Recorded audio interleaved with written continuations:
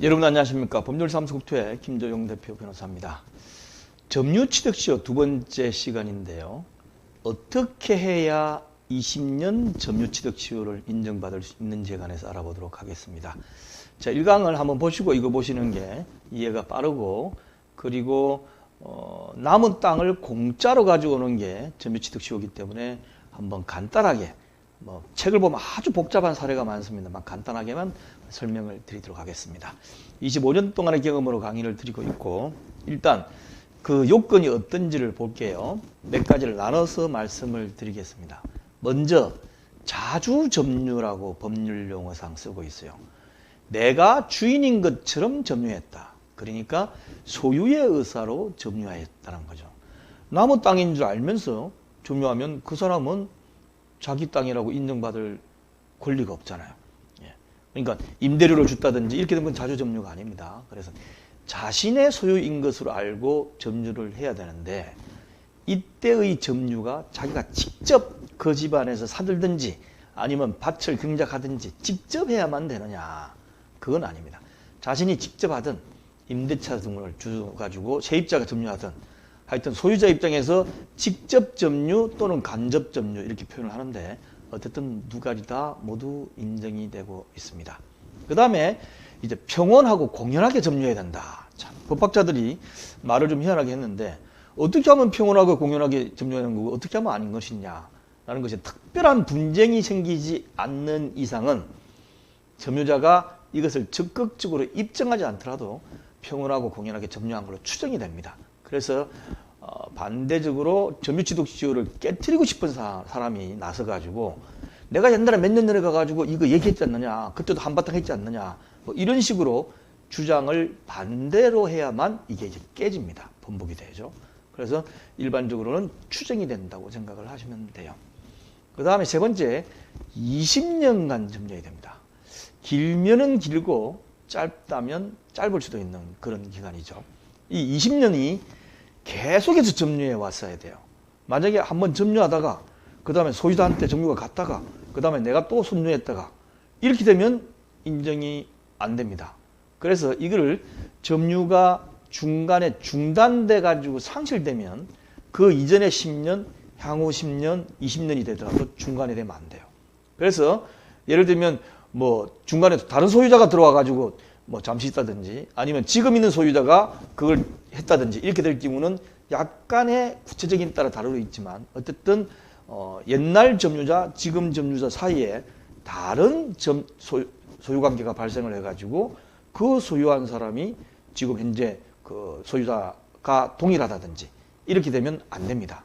그래서 이런 경우는 잘 없어요. 잘 없는데 법률상으로 따져볼 필요성은 있다는 거죠. 그리고 일반적으로 할 적에는 전 점유자가 점유한 기간 5년, 내가 그 다음에 넘겨받아 가지고 한 기간 15년, 이렇게 20년이 되면 점유승계가 인정이 됩니다. 이거 합산할 수 있도록 되어 있어요.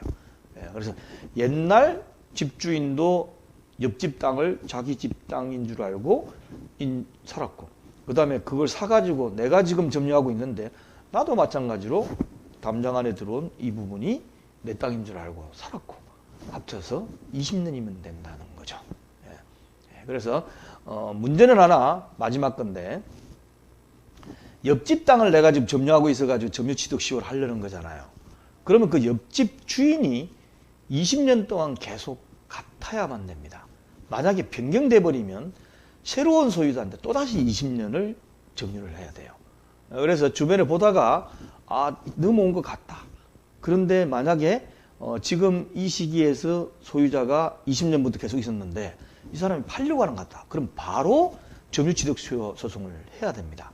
그렇지 않고 주인이 바뀌어버리면, 내가 점유취득시효 소송을 주장하고 있지 않는 상태에서 주인이 바뀌어버리면 어떻게 되죠?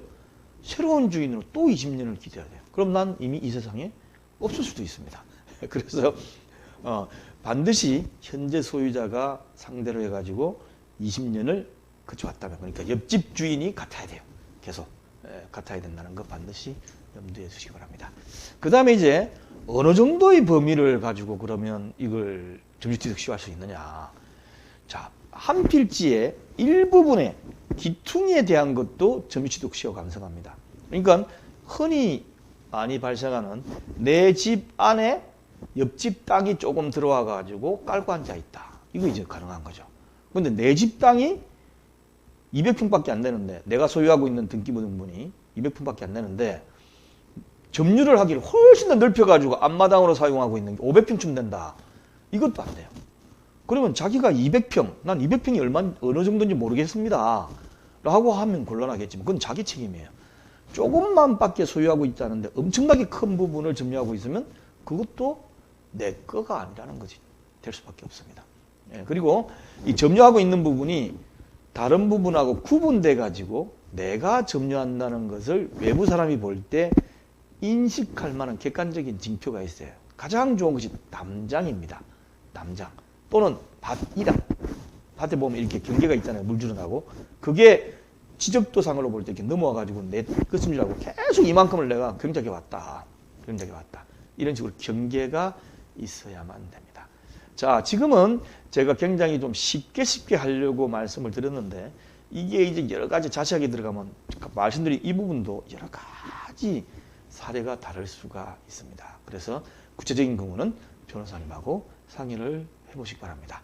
자, 유튜브 보시는 분은 밑에 설명란에 가면 이 점유취득시효 관련 대책 목록을 따로 만들어 놨으니까 거기를 입력하시면 다른 강의도 계속 보실 수가 있고 홈페이지 들어가면 4번째 중에 12번째 넣어놓도록 하겠습니다. 감사합니다.